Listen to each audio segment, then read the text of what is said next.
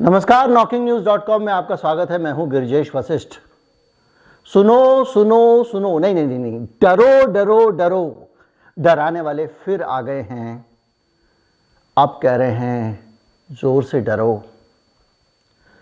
और डरा किससे रहे हैं? उसी से जिससे बार बार डराते हैं, और वो है बहुत छोटा, इतना छोटा कि माइक्रोस्कोप से भी देखना मुश्किल हो, कोरोना वायरस। कोरोना वायरस से डराने वालों ने इस बार कौन सा नया तर्क ढूंढा है, इस पे आज बात करेंगे। ये भी समझने की कोशिश करेंगे कि इस टाइमिंग पे बहुत सारी चीज़ें मार्केट में नहीं आ रही हैं, क्या उनका भी कुछ कनेक्शन इससे हो सकता है? कहीं मत जाइए, चैनल को सब्सक्राइब कर लीजिए। अभी हाजिर होता हूँ। एक QR कोड भी स्क्रीन पर दिखाई देगा, उसे आप स्कैन कर सकते हैं। एक UPI ID भी हमारा डिस्क्रिप्शन में है, और एक थैंक्स बटन भी स्क्रीन पर आपको दिखाई देगा। जब कुछ ना चले तो थैंक्स बटन चली जाएगा। मैं अभी आया।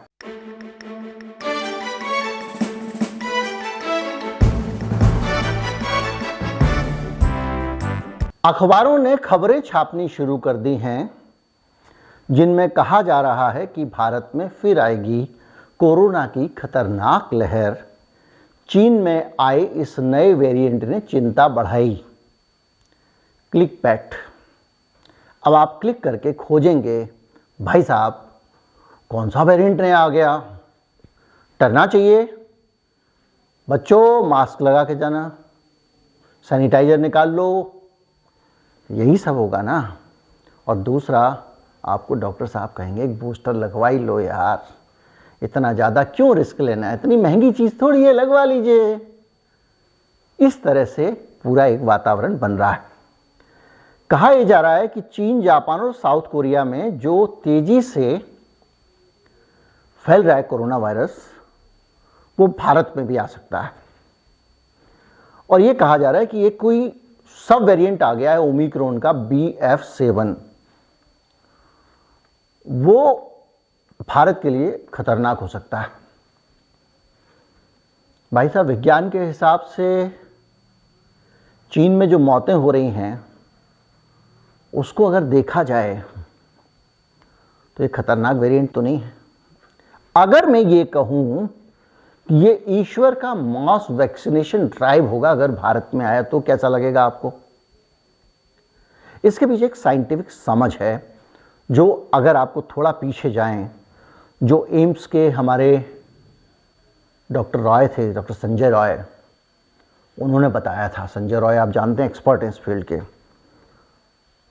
उन्होंने ये बताया था कि किस तरह से भारत में ज़्यादा से ज़्यादा लोगों को कोरोना का इन्फेक्शन हो चुका है, और इससे उनके शरीर में एंटीबॉडीज़ बन गई हैं, और एंटीबॉडीज़ के कारण T सेल बन गई हैं, जो हमारे अस्थि मज्जा यानी बोन मैरो में जाके बैठ जाती हैं, और जैसे ही अगला हमला होता है, हमारी सेना फिर तैयार हो जाती है। यानी हम सबके शरीर कोरोना वायरस को अब पहचानने लगे हैं और उसका मुकाबला करने में सक्षम हैं।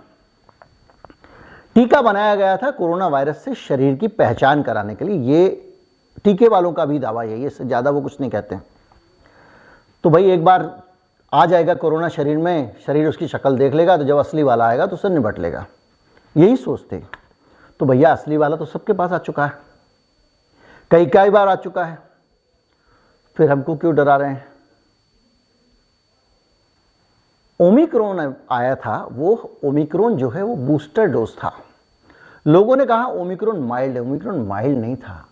ओमिक्रॉन डेल्टा वेरिएंट का खतरनाक, जो पूरे देश ने विनाश देखा था, जब शमशान घाट में शव ठिकाने लगाने की जगह नहीं मिल रही थी।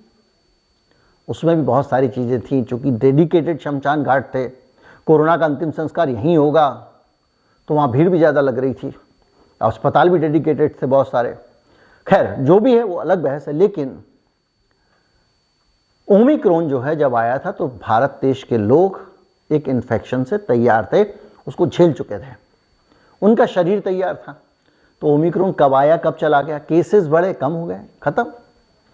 अब ये ओमिक्रॉन का एक नया बदला हुआ स्वरूप आया है।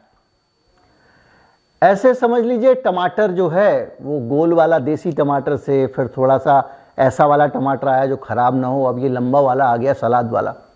ऐसे ही करके बैंगन की भी 10, 20, 50 किस्में आ चुकी हैं। तो जो ओमिक्रॉन है वो उसका ये सब वेरिएंट है, तो ओमिक्रॉन ही हमारा कुछ नहीं बिगाड़ पाया। उसका सब वेरिएंट अगर 19, 20 के साथ भी है तो ओमिक्रॉन ही। और उससे भी बड़ी चीज, भारत 3 लहर झेल चुका है। तीसरी घोषित नहीं की गई थी लेकिन आई थी, चूंकि वो विनाशक नहीं थी। और चीन ने, मैं आपको बार बार कह रहा था कि चीन में दोबारा से कोरोना आएगा, क्योंकि पहली ही लहर में इतने बड़े स्तर पर जीरो टॉलरेंस पॉलिसी के कारण उन्होंने लॉकडाउन किया, लोगों को घर में बंद कर दिया, तो हर्ड इम्यूनिटी आने ही नहीं दी। लोगों के साथ कोरोना का एक्सपोजर ही नहीं हो पाया और उन्होंने बड़ी संख्या में टीके ठोक दिए। और पूरी दुनिया कह रही थी वाह, एकमात्र ऐसा देश है जहां पे दूसरी लहर ने ये नियंत्रित कर लिया। अब जैसे ही कोरोना वायरस को घुसने का मौका मिला, देखिए जरा चीन में क्या हाल हो रहा है। महामारियां आएंगी, एक के बाद एक वायरस आएंगे, मानवता को उसके साथ में परिचित होना पड़ेगा। सर्वाइवल ऑफ फिटेस्ट होगा। जिन लोगों के शरीर मुकाबला कर पाएंगे वो लोग चल पाएंगे, कुछ लोग खेत रहेंगे। लेकिन जब आपके पास में इम्यूनिटी है, सर्वश्रेष्ठ माध्यम से इम्यूनिटी है, जो प्राकृतिक इम्यूनिटी से बड़ी कोई इम्यूनिटी नहीं होती है, ऐसे में इस तरह की बातों का कोई मतलब नहीं रह जाता है। लेकिन एक खबर और है, उस खबर का पता नहीं इसके साथ संबंध है या नहीं है, लेकिन ओमिक्रॉन वायरस जो आ रहा है, उस ओमिक्रॉन वायरस के आने के साथ साथ, ओमिक्रॉन के हल्ले के साथ साथ एक वैक्सीन भी बन गई है। ओमिक्रॉन स्पेसिफिक वैक्सीन बनाने का ऐलान किया गया है कि ये वैक्सीन ओमिक्रॉन से ही बचाएगी। यानी आगे से जब लहर आए ना, तो कोरोना की वैक्सीन नहीं, अब हर तरह की चीज़ों के लिए एक वैक्सीन आप लगवा लीजिए। डॉक्टर साहब कहेंगे लगवा लीजिए। अब हम ये तो नहीं कह सकते लगवाइए या नहीं लगवाइए, हम तो डॉक्टर भी नहीं हैं। लेकिन अब एक ओमिक्रॉन स्पेसिफिक वैक्सीन आ गई। कौन बनाएगा? वही हमारे पुणे वाले।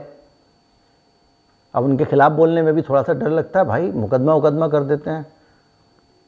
तो उन्होंने जो है वो एक वैक्सीन बना ली है जो ओमिक्रॉन स्पेसिफिक वैक्सीन होगी। उनका कहना है कि ओमिक्रॉन वायरस का मुकाबला करने के लिए वैक्सीन काम करेगी, यानी ओमिक्रॉन वायरस से बनाई गई है। अब जो भी है, लेकिन इस पूरे वातावरण माहौल के बीच में एक चीज बड़ी साफ समझ लीजिए कि आपके पास में इम्यूनिटी है, आपके पास में, आपके शरीर के पास में कोरोना का अनुभव है, और इन सारी चीज़ों के बीच में कोरोना का कोई भी नया स्वरूप आ जाए, हम लोगों का शरीर इसका मुकाबला करने के लिए तैयार है, ऐसा विज्ञान कहता है। बहुत सारी वैज्ञानिक जानकारियाँ उपलब्ध हैं। इसके आधार पर मैं आपको कोई राय नहीं दूंगा कि आप ये करें ना करें। मैं ये नहीं कह रहा हूँ कि सरकार जो कह रही है उसकी बात ना माने। मैं ये भी नहीं कह रहा हूँ कि सरकार जो कह रही है उसकी बात मान ले, और मैं ये बिल्कुल नहीं कह रहा हूँ कि दौड़ के टीका लगवा लीजिए। बस मैं आपको जानकारी दे रहा हूँ, और ये जानकारी भी ऐसे लोगों के लिए है जो विज्ञान के मामले में जानने पहचानने में कि समझ रखना चाहते हैं, कुछ जानकारी नहीं लेना चाहते हैं। जानकारी आपको किसी भी एक उत्पाद के प्रति भड़काने, ना एक उत्पाद के लिए प्रेरित करने के लिए नहीं बनाई गई है वीडियो जो बनाई गई है। उम्मीद करता हूँ वीडियो आपको अच्छा लगा होगा। अच्छा लगा हो तो ज़्यादा से ज़्यादा लोगों तक पहुँचाएं, चैनल को सब्सक्राइब कर लें। नमस्कार, जय हिंद।